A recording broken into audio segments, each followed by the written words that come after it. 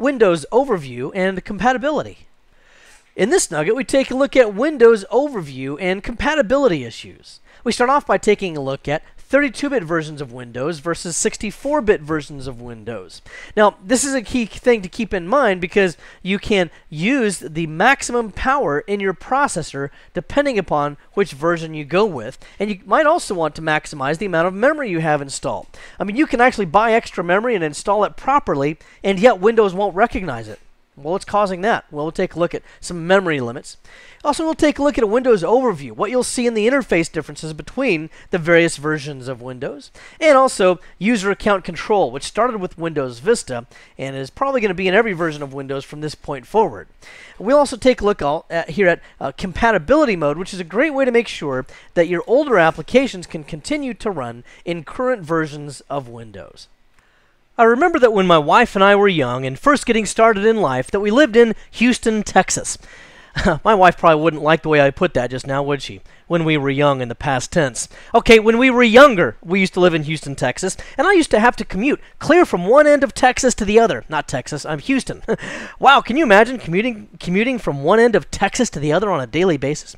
It seemed like that, though, when I lived in Houston anyway, because it seemed like it took forever to get to the other side of town, even though we had an 8-lane highway. It was some kind of an interstate. I don't remember the number of it right now, but it was a big, gigantic highway. And then sometimes I thought to myself, how much worse would this be if it was just kind of your standard 4-lane highway?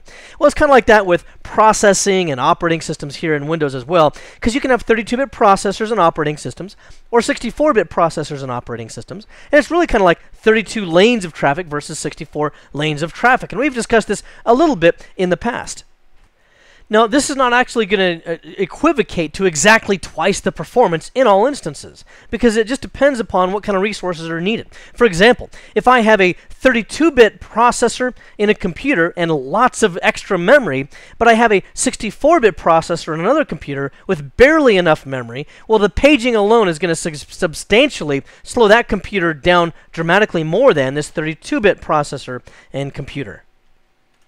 So there are certainly other factors that play into that. Plus, some applications don't really need that much processing power. Right now, I'm running Photoshop. I've got Outlook over to the side. I've got Lightroom open, and I'm using my recording software. And you can see that doing all those things, I still have barely any CPU utilization here. It's only 16%. This is a gadget, by the way, you can download for Windows 7 or Windows Vista. I kind of like it. It shows the amount of memory and how much of the processing power on each one of the quad 4 core processors I'm using.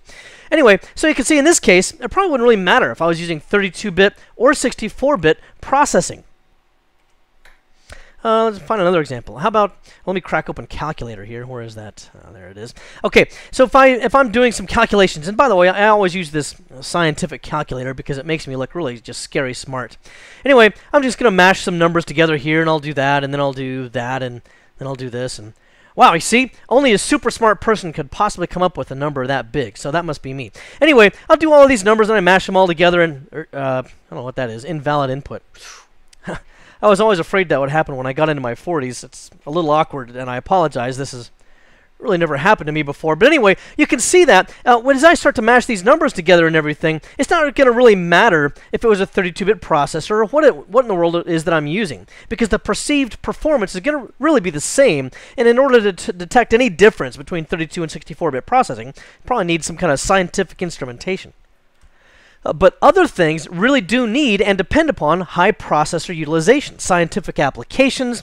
I'm using Photoshop here. That's what I do my whiteboards with, even though it's really pretty much overkill. I don't really need it just for these little whiteboards. But when I use large panoramas and large graphics and large photographs, this really chews up a lot of CPU utilization. So certainly sometimes there's a big advantage in using the 64-bit operating systems. Now, if you want to use a 64-bit processor and a 64-bit operating system, then you can use XP or Vista or 2003 or 2008. These are all available in a 64 or 32-bit edition with some limitations. Now, you might be thinking to yourself, James, I'm not sure that's right. I thought I heard there was a 64-bit edition of Windows 2000 as well. Well, not for professional, which is what the A+ would focus on. There is an Itanium 64 edition of Windows 2000 Server that was available, but not professional. Also, this is processor dependent. Okay, so if you have an X x86 processor, that's the Intel architecture that is a 32-bit architecture, then you can only use a 32-bit processor. Or if you have the AMD equivalent of that as well. If you have an x64, however, and that's just the generic designation for a 64-bit processor, then you can use 64-bit operating systems, or you could still install 32-bit. Okay, it's not as much fun to have a 64-bit processor and use only half of its potential, but certainly that does happen. And in fact, that's one of my first 64-bit processors was a Sony Vaio laptop, and I was all excited because I said, hey, 64-bit processing power. I can have a 64-bit edition of Windows, right? Wrong. Sony installed a 32-bit version of Windows on it, and they never made available any 64-bit drivers. Therefore, it made it impossible to ever use a 64-bit edition of Windows on that 64-bit processor. So basically, I bought the marketing hype of the 64-bit processor and got none of the advantage from Sony. All right, I admit I'm still a little bit bitter about that. Anyway, so since that system did not perform as well as I liked, I gave that laptop to my daughter. That's right. I give my kids all the stuff that doesn't work very well.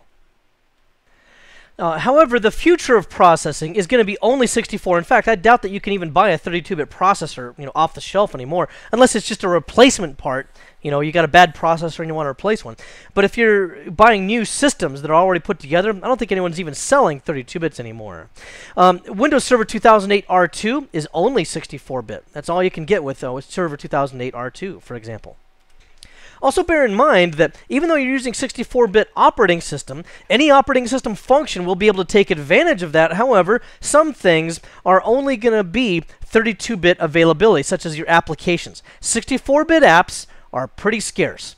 I only know of a few, and most of them have to do with graphics and photography and stuff like that. I use Lightroom. That's a 64-bit edition. This is a 32-bit edition of Photoshop that I'm using right now. I think I mentioned that earlier, but if I drag this down, you can see I'm using Photoshop right here. It's actually just a 32-bit edition. Why am I doing that, even though I have a 64-bit edition available? Well, number one, 64 bits is overkill just for drawing on the screen, unless I'm using heavy graphics or complex calculations or something like that.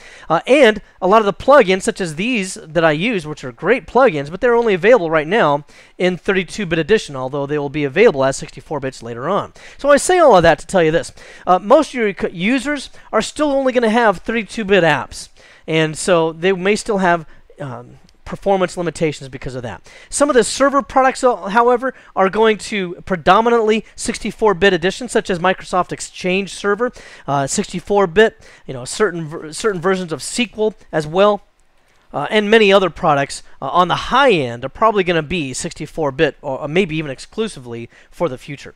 Also, 64-bit drivers are now mostly available. It seemed like it took at least 2 years between the time that 64-bit processors and operating systems were released and between the time that happened and the vendors made available 64-bit drivers. I mean, you really cannot use 64-bit Windows if you don't have drivers for all the stuff you use. So it kind of put us in a catch-22 for a while there. Also be aware of the fact that a lot of your applications, actually all of your applications that are 32-bit, will be installed in a different directory than they've been in the past. And for that, let me just crack open Windows Explorer here. This is actually in Windows 7, but it's the same in Vista, so I'll just do it this way. If I go into, where am I at here? The C drive. Then we go down to these directories. Notice we have program files. That's what you might be accustomed to seeing. But now you also have program files x86. Program files here is for 64-bit applications. And there are some applications that it doesn't really matter if they get installed in program files or the x86 one. Okay, like certain shared components and stuff. That's why even though I'm running a 32-bit edition of Microsoft Office, we still see some components that appear right here. However, the 32-bit components or 32-bit applications will now go into the program files x86. And again, the x86 is the designation for the Intel architecture that's a 32-bit architecture. And again, there you can see there's parts of Office over here as well for that. Okay, so just be aware of the fact that you'll have a different directory for that. You'll need to know that. And we will also take a look at some other directories that that you'll need to know about at a future point in time here. Now, before we move on, I want to also talk to you about some memory limits. This is important to know for the A+ exam objectives. For XP and Vista in particular, because they're the ones that apply 32-bit or 64-bit processing. Okay. Now, if you're running a 32-bit edition of XP or Vista, you're limited to 4 gigabytes. So if the option comes up where you'll have a customer that says, hey, I just installed 8 gigs of RAM, and I know I installed it right, it's in the right place in the motherboard and so forth, but when I go to the system properties for Windows, it says I only have 4 gigabytes. What's with that? Well, that's because Windows Vista and XP and 32-bit editions only address 4 gigabytes. So any additional memory really is wasted. Now, if you're running a 64-bit edition of either of these operating systems, you can go up to 128 gigabytes. And then if you're running Windows 7 operating systems in 64-bit editions, you can go up to 192 gigabytes for Ultimate and Enterprise and Professional editions, by the way. It's not an exam item, just an FYI. Now, if you're running one of the starter editions, we haven't really talked about that much because it's not particularly an A+ item, but XP and Vista are available, as well as Windows 7, are available in what we call starter editions. And for XP and Vista, these are 32-bit versions of the operating system. These were designed to be very stripped down versions of Windows that have very few features installed on them that you would normally get in a default installation of Windows. And it was partially devised, to my understanding, as a way of helping to get around some of the European Union restrictions on Microsoft's monopoly of things like Internet Explorer and so forth. But anyway, for XP Starter, you can go a maximum of 512 megabytes. Vista Starter, 1 gigabyte. And again, those are 32-bit only. Other things you'll need to know about for A+ exam objective purposes is kind of a Windows overview. You should be able to quickly and easily identify each edition of Windows, each version of Windows that we go through here, and visually identify it. And if you can't visually identify it, you should be able to at least go to System Properties and identify it. The reason why I say that is because a lot of the later operating systems past Windows 2000, like XP and Vista, well, you can make them look exactly like Windows 2000. So on first glance, it might actually be a more current operating system that just looks like Windows 2000. But the key thing to remember here as well is it's no longer supported by Microsoft. So you're not going to get, updated bug fixes and patches and things like this. So keep that in mind, because that could be critically important. Also, Classic Start Menu. When we say Classic Start Menu, it's going to look a lot like the old NT4 Start Menu and interface, where you kind of have the default Microsoft blue background. Actually, the NT4 was kind of a teal background. I guess that was a big upgrade when you upgraded to Windows 2000. We went from green to blue. Anyway, as far as the Start Menu is concerned, though, this is a classic Windows 2000 Start Menu where the operating system's identified over on the left-hand side, and these just fly-out menus. Notice that this is a single column of menu items that we have here. Okay, other versions of Windows will have 2 columns, or what we call a split Start Menu. Also, starting with Windows 2000, we had this Quick Launch area where you can see you can launch Outlook or Internet Explorer or minimize everything to the desktop. So if I open up a window here, if I have multiple windows open like this, if I wanted to clear all of those away quickly, you could just click this Show Desktop item and bam, it would immediately, it's supposed to immediately, there it goes, it will immediately minimize all of those to the desktop. Also, starting with Windows 2000, this is where they started to work with Windows Driver Model, which has a lot of big emphasis on it in terms of the stability of the drivers for your various hardware devices. And it's also where we started having signed drivers. So if I right-click on, right up here, right-click on my computer and choose Manage, then we go to Device Manager. We're not going to fully explore this for the time being. Just want to show you one example of this. Let's go to like a display adapter here. Again, now I'm working within VMware, but here if I double-click on it and go to the Driver tab, notice that it says that it's got a digital signer. This is the Microsoft Windows Hardware Compatibility Publisher. This means it's been tested by Microsoft and found to be stable enough to be able to affix a signature to it. Now let's move on to something a little bit more fun than Windows 2000, and that would be Windows XP. And this one is clearly the most popular operating system Microsoft has ever come out with, at least to date. I expect we're going to see XP on desktops for at least a decade to come, because, again, corporations don't want to upgrade just because there's a new operating system. Very often there has to be a business reason for that. And if everything's working fine, it's the old saying, if it's not broken, don't fix it. However, there are some pressures to be able to have people upgrade out of XP to Windows Vista or to Windows 7 And the first one of those, like Windows 2000, is that Windows XP is no longer supported. Actually, at the time of this recording it is, but in a month or two, actually a couple of months here, it will not be. So very likely by the time you hear this, XP will no longer be supported by Microsoft. Now here's a key thing to remember for A+ exam objective purposes, I would say, and that is when you're comparing the different editions and everything of Windows XP, for example, understand that if you want to join the computer to a domain, you can only do that with the professional edition. We've talked a little bit about domains in the past, so I think we should have some understanding of what that is. But remember, that's a security boundary. Normally, it's going to be like an Active Directory domain as opposed to a DNS domain. But anyway, in order to do that, I might start here with the Start menu. And that, by the way, is another bullet point on my whiteboard that we saw just a moment ago. This has the new split Start menu. Notice that we don't have a single column like we did on Windows XP and previous operating systems. Now we have a split column. And the reason why this is done is because your most commonly used applications will now appear in this most recently used list. Okay, now this is a new installation, and the only thing I've really opened is the command prompt, so that made it appear right here. And this is to help to avoid you having to flip through so many menus. A lot of people, I've seen them, you know, as they expand out their menus and they keep going out and further and further and further. This thing goes clear to the end, and then it starts to wrap back around to the left again. And if you just accidentally click off to the side, oh, great, I lost the whole thing, got to start all over again. And a lot of your users, you'll find, can be pretty clumsy with the mouse. I remember years ago when I first started teaching people how to use Windows, I had an elderly couple in my class, very sweet, wonderful elderly couple, the couple of farmers, and I think it was their son had given them a new computer. So I was teaching them how to use the mouse. People, it took all day long, and I actually literally had to put my hand on top of their hand to show them how to move the mouse all day long. I think it was the greatest test of my patience that I've ever experienced. Until I had children, and then I had new tests of patience, which we won't go into right now. Anyway, so this is the new Start menu that you see. Also, many people kind of make fun of this because they call it the Fisher-Price interface. You know, it's the primary colors that we see here, and the look of the windows when you open them up. You know, it's got these kind of Fisher-Price looking colors and everything like that. So that's kind of a joke that goes back and forth about this new Windows interface. But let's return to that Start menu. I do need to show you a few other things there. For example, what if I wanted to clear all of these programs? What if I didn't like this list that appears right here? Also, there's something here called My Recent Documents. Well, I haven't opened any documents, so nothing appears. But there might be documents open here that, you know, might be PowerPoint presentations, might be Word documents, and some of those might be sensitive or confidential. What if a document appears here that says, My Latest Resume, and I'm doing this on a work computer? Well, that could be quite revealing, and I wouldn't want my job to know that perhaps I'm looking for a new employer.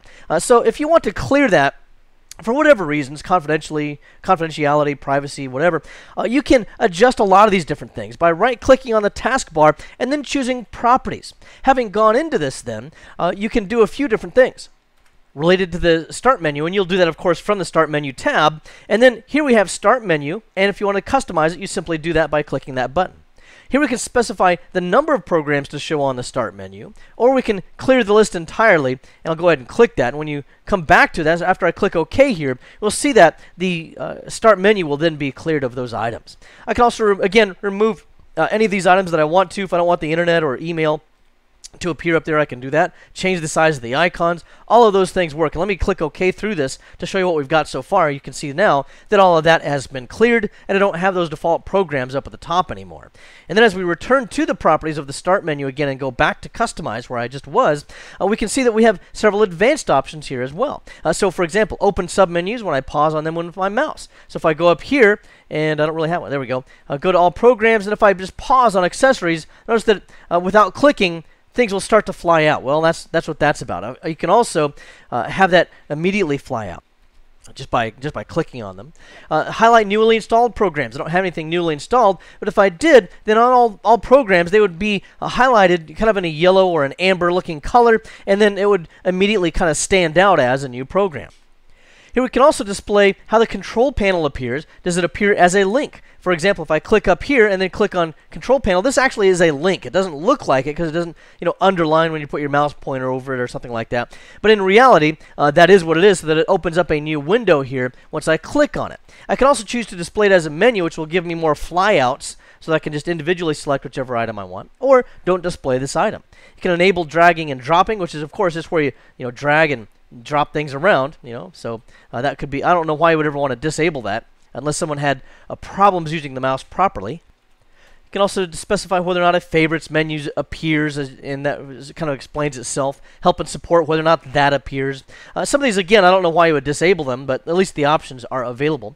Same thing is true of my computer as it was for the control panel. You can specify how those things appear, as well as the My Documents and My Music. Okay, all these different things can appear the same kind of way, so very similar in all of those respects. Here we have printers and faxes that can also appear, and that's where that item would be, for example.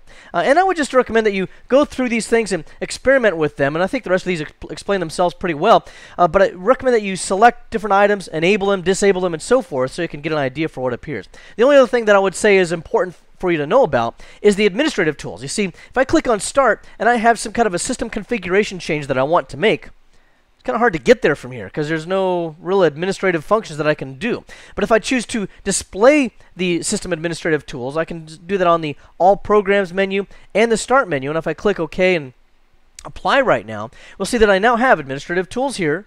And on All Programs, I also have administrative tools. Okay, so those will now be available in both of those locations. So then returning here, we see on the Start menu that all those things are cleared off. Also, if they don't like any of this stuff, any of the, let me go back here, how the way that all this stuff flies out and the look of all of this stuff, and the split Start menu and everything, maybe they're accustomed to an older version of Windows like NT or 2000 that didn't have that. Well, you can go back to the Start menu here and choose the classic Start menu instead. Now, it's kind of a peeve of mine when people won't update with the times, but I could click on Apply here and notice that they now get their old common desktop icons back, and they get the single Start menu with the operating system listed over here on the left and all of that. Okay, so they decided not to go with the most current way of doing things. They probably have a mullet cut and they drive a Ford Pinto also. But anyway, that's up to them, up to the user's preference. Now, there's also some things on the taskbar here that you should be aware of. One of those is lock the taskbar. That's the first checkbox you see right there. Why would that be important? Well, a lot of users don't realize that they have done this, but they might accidentally click and drag here, and they lose their Start menu. Okay, if that's the case, they may call you and say they don't have a Start menu anymore. If you just tell them to press the Windows key on their keyboard, it should pop up the Start menu, and then they can at least find the Start menu again. Then you know that you can just resize this back to the way it was. Otherwise, if you lock it here, then they're no longer going to get this. However, if you do that, it will also lock things such as the quick launch area that will appear down here, which I'll get to here in a moment. So just be aware of that. All right. Now also, you can auto-hide the taskbar if they need more desktop real estate, for example, and they want to have maximized windows take the entire space up. Then if we were to do that, let me actually switch back to this. And we're to auto-hide the taskbar and apply that, then notice that it now disappears anytime my mouse is not hovered over that space. Okay, so it just goes away that way. If I want to bring that back, then of course I could just move my mouse pointer back down there, and then I would just clear this auto-hide the taskbar item if I no longer wanted that behavior. Keep taskbar on top of other windows. This once again would mean that if I were to open up again something like my computer or whatever, notice that this always appears no matter what windows I have open, whether they're minimized, maximized, whatever. Okay. However, if I were to keep the taskbar on top of other windows and clear that checkbox, now click Apply. Now notice that this window can cover up the taskbar. Just gives them a little bit more real estate. That's all that's really about. And I can also show the quick launch area. I actually turn this on for a lot of my users because they might have commonly used things that they like to use down here. Notice that I can resize this. If I lock the taskbar, however, it will take away that ability. Notice there's no longer the ability to resize that item either, that whole section down there at the bottom. And then also another thing that we will often do, at least that I do while I'm recording, is to not show the clock. And maybe that's because you don't want people at work being clock watchers, always seeing what time they're going to be able to get off, hoping that 5 o'clock will come faster than ever. I don't know why other reasons why you'd want to do this. I don't turn it on with my videos, and you can see there's no clock down here because there's a lot of times when I'll be interrupted during the recording process, and it might suddenly jump from 11 o'clock to 12:30 or something, and you wonder what happened. Well, in reality, I took an hour and a half lunch, but I don't want you to know about that. So I'll often hide the clock here just for what we're doing. And you can also hide inactive icons. So right now we just have a couple of things there, and this is a new operating system that I've installed. So we don't have a lot of commonly used functions that I've got that would appear down in the taskbar area. A lot of times you'll see things such as Windows notifications, or you'll see antivirus. Software will have an icon that appears down here. ATI may have an icon that appears down that location as well. Well, anyway, anything that I don't use very commonly will start to get covered up by this little button here that I can click to expand out, so that if I want to retrieve any of those items, I can. This is just designed to save taskbar area, because as this list grows, it kind of shoves over further and further to the left, and it takes away space from the taskbar area. So that's a lot of the different things that you can do with Windows XP in the Start menu and taskbar. And I spent a lot of time on this particular one instead of the more current operating systems. And the reason for that is because they all work the same way. So just about everything I've shown you here for Windows XP will also be true of Windows Vista and the upcoming Windows 7 as well. Now, the next version of Windows that we'll take a look at here is Windows Vista, which is the most current one available on the A+ exam. And a lot of what I'm going to talk to you about with Windows Vista, just as an FYI, will also translate, of course, into Windows 7, just in case you want to know about it. Now, there's some key things here. One of those is dramatic UI changes. These are mostly good in my view, not because they have a business purpose on their own, many of them, but because it just makes it more fun to work with Windows. I mean, let's face it, Windows was pretty boring in the way it looked before. One of the reasons why Macintosh has made such big inroads in the user desktop space is because people love the interface. And of course, Microsoft has to compete with that, and they started doing that with what we call the Arrow interface. Now, this Arrow interface, which I'm about to demonstrate for you, is available in all editions of Windows Vista except for Home Basic. Okay, and I'll put a not allowed or something like that out here. Not in Home Basic, but of course available in Home Premium, Business, and Ultimate editions. And by way of demonstration of what Windows Arrow is, it's a lot of different things. One of those things that it does is it gives you what we call a glass interface. This is kind of a translucent start menu that you would see when you use the start menu, Windows borders and everything. Let me just show you this. This is the glass effect right here. I've got some photographs from the Grand Tetons a couple of years ago. And notice the title bar. It's kind of a semi-translucent glass-like interface. This is customizable, so you can adjust how transparent it is and what kind of colors are kind of visible. For example, you can see it's kind of a bluish color tint right there, and so forth. Here I was looking at a picture of a bear, by the way. I got to show you this. This is a bear I found that was eating on a carcass. I can't remember what kind of carcass it was. It might have been a moose or something like that. Anyway, he was staring me in the eye, and I decided to make a quick exit. And if that wasn't enough, then I went a little bit further down a couple of other days later, and I found this bear right here.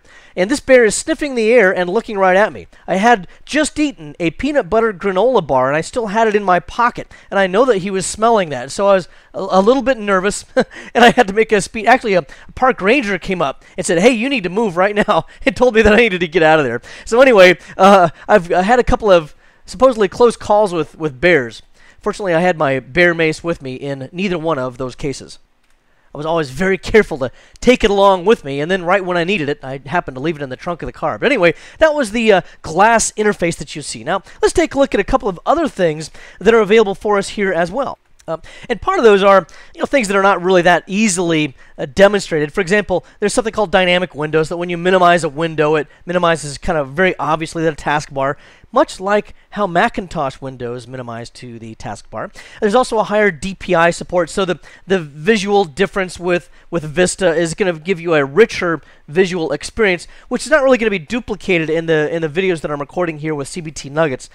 Because of recording properties, I can't really show you that, but it's just supposed to be a better visual experience. Next, I've moved over here closer to the Start menu so that I can show you the taskbar area over here. Now, what we're going to see next here is something called live taskbar thumbnails, whereas as I pause the mouse pointer over whatever's on the taskbar, it shows me what I'm running there. So there's an outline from my current videos that I'm recording, and then here's Photoshop, which has the whiteboard that we just saw a moment ago. Here's Lightroom that I've got, and this is all live data, so that if it's something like even like a video, it'll actually show it in live motion. So right now I've got this paused, but this is my son again doing that indoor skydiving, and you can see him floating up into the air right there. So this is all live, and if movies, whatever's going on, YouTube videos, all of that would appear kind of in real time, so to speak. And then one of the other things we can use is the ability to switch between different windows. Now in the past we'd use the Alt-Tab key to do that, and you can still do that, but it's slightly different now in Windows Vista, because notice that here, as I press Alt-Tab, it first of all shows me a preview of it, and then it also brings it to the forefront if I just kind of pause on it. So it brings all of these things up. Now, not all these appear on the same screen we're looking at right now. So, that's just one way of going about doing all of these things. But the one I wanted to show you about specifically here was the Windows tab. And this is something called the 3D flip, okay? And I can hold down the Windows key and tab. And notice that we can go through all of these things. And again, we see all of these things in kind of live video going on and so forth. So all of that kind of stuff takes place. Whoops. Oops, I'm self-incriminating here. I'm actually thinking about buying one of these things. Don't tell anybody, and don't judge me, people. Okay? I still make my living on Windows, so I can't let this get out into the public too much. All right. Anyway, so that's what we can use. Windows Flip, which is also known as Flip 3D. Another thing we have here, besides Windows Flip 3D, which I just described, is the sidebar gadgets. Now, as we take a look at Windows Vista over here, by default, you'll see a clock here, but I replaced that because, again, in CBT Nuggets, we don't use the clock. But this is a performance monitor that we have that shows how much memory and processor utilization is being used at the time. Some pictures that we can flip back and forth between, and a news feed that we see here as well. You can change any of these as you like. I can right-click on this sidebar, which contains these 3 gadgets at the current time. If you want to move the gadgets around, you can do that. I can drag this out to the side here, for example, and get a little bit better look at it. You don't have to keep it on the sidebar, but many people do. You can also do configuration items by clicking on the little monkey wrench or whatever it is, and making changes here as well. They're different for each different one, so there's no need to detail each individual item there. Now, if you decide you don't want the sidebar, don't want to use it anymore, you can close the sidebar. Normally, it's not too much in the way because other windows would, cover it up. For example, if I opened up my computer, notice that the sidebar is not going to get in the way of this. So we're usually fine with that. But if I wanted to close it, I could do that. And if I wanted to bring it back, it would show me how to do that here as well by going down to the bottom, and then I can right-click here and then choose Open again. Okay. You can also specify whether or not you want that to appear when Windows starts by going to the properties with a right click. And then I can say Start Sidebar when Windows starts.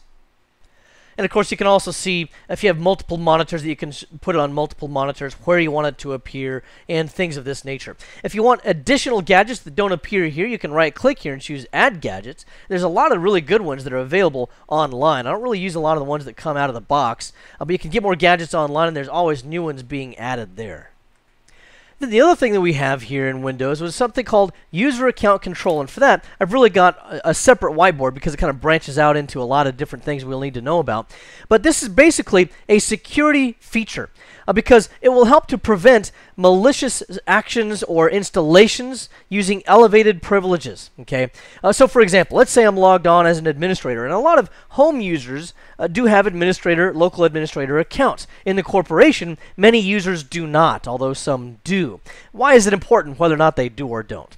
If I'm logged on as an administrator, then I have full control over the machine, including installing software I want to install, as well as software that I might be getting tricked into installing. Maybe it's something that I went to a web page and I saw a little pop-up that said accelerate your Windows performance, and I clicked on it. In reality, very often those are spyware, adware, malware of some type.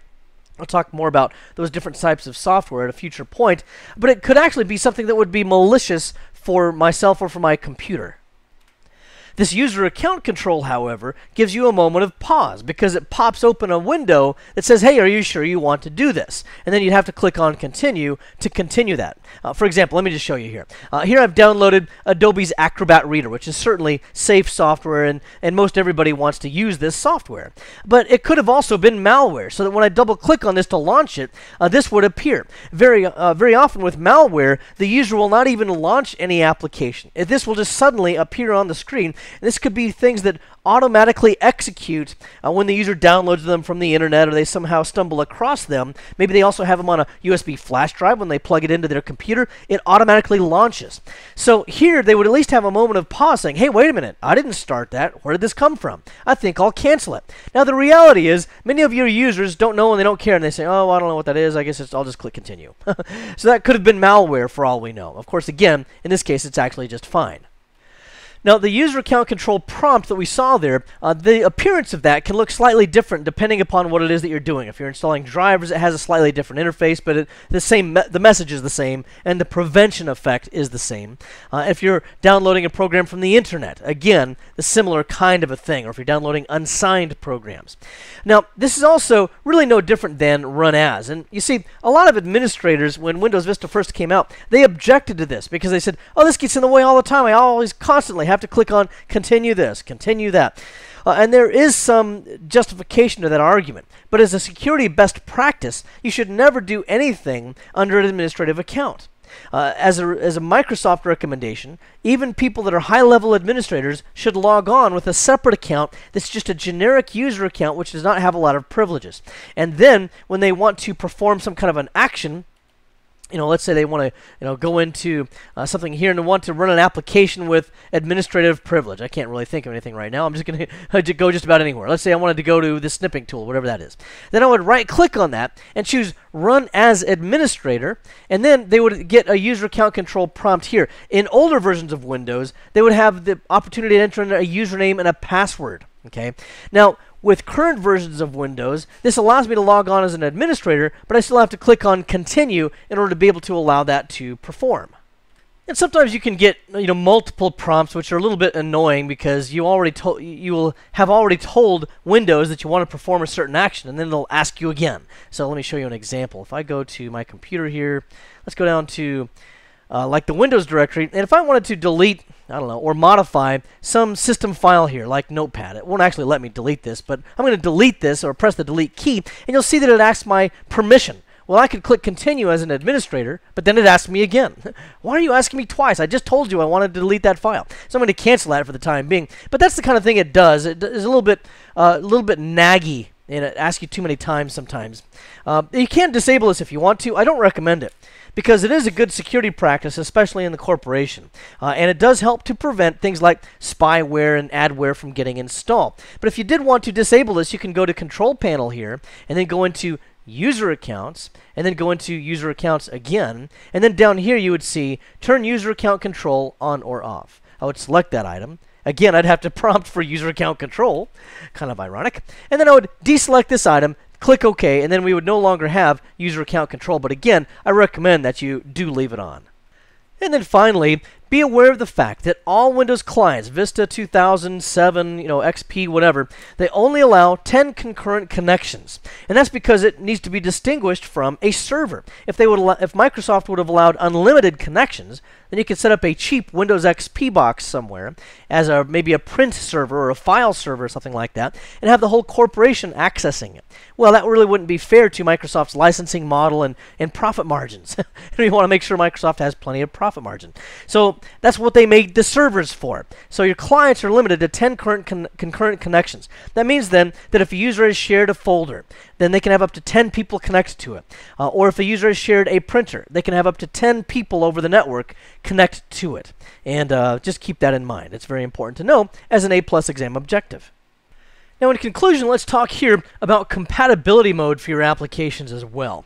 There's been several different generations of Windows, and application developers will write their applications for usually whatever the current version of Windows is. So if the application developer wrote a program for Windows NT4, for example, then that's what it's designed to work on. Now, some of those applications are hard-coded so that it has to be exactly Windows NT4. Other applications would say NT4 or greater, and there's certain programming language that can be used to identify which version of Windows it is. Well, a lot of the earlier programmers would be very hard and strict only with, say, NT4, and anything else it wouldn't work with, like Windows 2000 or XP or anything like that. This has really been a substantial frustration for a lot of people in the IT field, because a lot of times these applications that have been written might have been custom applications that a company spent a lot of money to get made, and then they have the application now and they own it, but when it's time to upgrade Windows, the company that originally wrote the application may no longer be in business, or may no longer support the company for some reason, or the company that bought that software, they just don't want to spend another few $100,000 to get that software for the latest version of Windows. So the key thing here is you might have a down level or an older application that's incompatible with whatever the current version of Windows is that you're trying to use. Now, one of the ways you might be able to get around those limitations is to use something called the run as command. And this is something we would generally use in something like Windows 2000. So if I'm back here on Windows 2000 Professional, and if I'm going to my programs and everything actually works, but let's just imagine that this WordPad was an old application that does not normally run under Windows 2000 because it needs special privileges. So I might have to go here and use a run as. How would I do that? Well, if you just right-click, then you don't get a run as. But if you hold down Shift and press right-click, notice that I now get a run as on my shortcut menu. So I press that, and then I would enter in the credentials for a specific user, and now I would be running that under their security credentials, and it would be able to do whatever my account could do. So if my account could read or write to protected operating system locations, then this application would have also been able to do the same thing. Now, with Windows Vista, that's a little bit different. Now, with Windows Vista, when we have an application we want to run like that, we simply right-click and choose Run as Administrator. If the user is not an administrator already, then they will be prompted for credentials, similar to what we saw in the Run as dialog box for Windows 2000. If they are the administrator, then when you click on this, it'll simply pop this open. I'd have to enter in my credentials, or my password anyway, and press Enter. And then it would go ahead and allow me to work with whatever this application was. One of the things that Microsoft has done to help ease the pain between application compatibility and their newer operating systems is to devise something called the Compatibility tab. Now, if I go to my Windows Vista installation here, for example, you'll notice that I've gotten to my computer, and there's something in the D drive here. This is actually a little kid's game, but it was designed for Windows 95, and it may not always work in current operating systems. So I would double-click on this, and I would find the executable. In this case, it's the application right here called Autoball. And I would right-click on this, and I would not run it as administrator necessarily, but I would go to the properties of this item. I might also need to run it as an administrator if it wants to write to protected areas, but I would go to compatibility, and here's where I could say, run this program in compatibility mode for, and then whichever operating system it is that we were interested in. You see, if the application was written for Windows 95, then when it launches with all this having been selected, it will check for the Windows version. And now the operating system will lie to it and say, no, I'm not Windows Vista, I'm Windows 95. Similarly, you see some other items in here that relate to graphics. A lot of these do. Running 256 colors, 640 by 480. Some of the older applications don't know how to handle a larger color depth or more colors or more higher resolution. Disable visual themes, again, if that also causes conflicts with it, and so forth. So there's all these things that can be very useful in that. Now, another thing I could do is if I had multiple users that use this same computer, and maybe it was like a nurse's workstation where I might have one nurse after the other come up to the workstation and have to run an application that does whatever, I don't know, looks at x-rays or something like that. Well, I might want to have these settings changed for anybody that would use it. And if that were the case, I would choose Show Settings for All User. I would enter in my password for the administrative account, and then I would make the changes here as well. Then, no matter who it was that logged on to the computer, would get those same settings. In this case, I'm just going to leave it for my existing user, and then we'll go ahead and run the application. Alright folks, and then now what I've done is I've launched that game, and now we can play this very, very productive business-like game during work hours. So I'll just click on Go over here, and the whole object of this game is to take this car and bounce the dog out of the car till it hits the balloons. You see how it teaches our kids all about real life? So anyway, that's all you do. You just try to hit these balloons, and oops, drop the dog. Alright, let's try this one more time, folks. I'm a little determined. Try it again. And oh, drop the dog again. All right, I'll admit it. I did that on purpose. What can I say, folks? I've got a little bit of a mean streak about me. But anyway, that's that whole thing. We can play that game because of the fact we had that compatibility tab. Also keep in mind, though, that with 16-bit applications, that you're not going to be able to work with those on Windows Vista and following, okay, or Windows 7. That's because the 16-bit applications are no longer supported by Microsoft. They just did not want to do that anymore because they're so unstable, and Microsoft has to do certain compatibility tricks in previous versions of Windows to get those 16-bit apps to work. And Microsoft really has pretty much abandoned that, and there's not a lot of applications out there that are left that are 16-bit 16-bit applications. They're usually going to be very, very old and probably, once again, written for maybe Windows 95 or something like that. So if you have these 16-bit apps, now what are you going to do? Because you might be stuck with that. Your company won't buy new software. They tell you have to use that. Now what? Well, you can use VMware. That's what I use, in fact. So I can run Windows 95 and run an older application in Windows 95 in a virtual machine. Now, that can happen with VMware or virtual PC, or you could use other things on a server level, such as Hyper-V, which runs on Windows Server 2008 servers. So all of those different ways are being able to run virtualization to run those things instead. Now, this is not really related to the A+ exam because it relates to Windows 7. But if you're running Windows 7, you can run Windows 7 plus XP mode. And this is something that you can download from Microsoft. It is actually a virtual machine that's running Windows XP. And if you have an application that runs optimally on Windows XP but not on Windows 7 for some reason, then you can run that on the client computer. You don't need an extra license or anything like that. It's already included in your current licensing if you can get it. And so it actually is pretty transparent to the user as well. Although, of course, you'll have to have a little bit more resources because now you're going to be running pretty much two operating systems in one. And there's also something called a DOS box. I don't really have a lot that I'm going to endorse on this, but I just wanted to point out to you that this is available if you want to investigate it. If you just go to dosbox.com, you can see here, this allows you to run certain applications in a kind of a DOS box that would not otherwise be able to run in current versions of Windows. So it's not an A+ exam question that you'll see here that you might or might not be able to use this, but it is worth looking into if you're experiencing problems with those 16-bit apps. In this nugget, we took a look at a Windows overview and compatibility. We started off by taking a look at the differences between 32-bit Windows and 64-bit. Remember, you have to have a 64-bit processor to take advantage of 64-bit Windows, but you also have to have the appropriate drivers and applications if you really want to maximize it. We also took a look at memory limits, and remember, if you're working with a 32-bit version of Windows, you're going to max out at 4 gigabytes. Okay, that might not be what you want. In fact, most of my machines right now, I'm working at least 8 gigabytes, but depends on what your workload is as well. To get 8 gigabytes or anything beyond 4, you're going to need to go to 64-bit versions of Windows. And then we also looked at a Windows overview, just some of the key characteristics, mainly in the interface, between the various versions of Windows. We looked at user account controls so that we can identify how to work around those prompts that we see and why those prompts appear in the first place. And then finally, we concluded with a look at Windows compatibility mode and how to make a lot of our applications more compatible so that we can get them to run in current versions of Windows.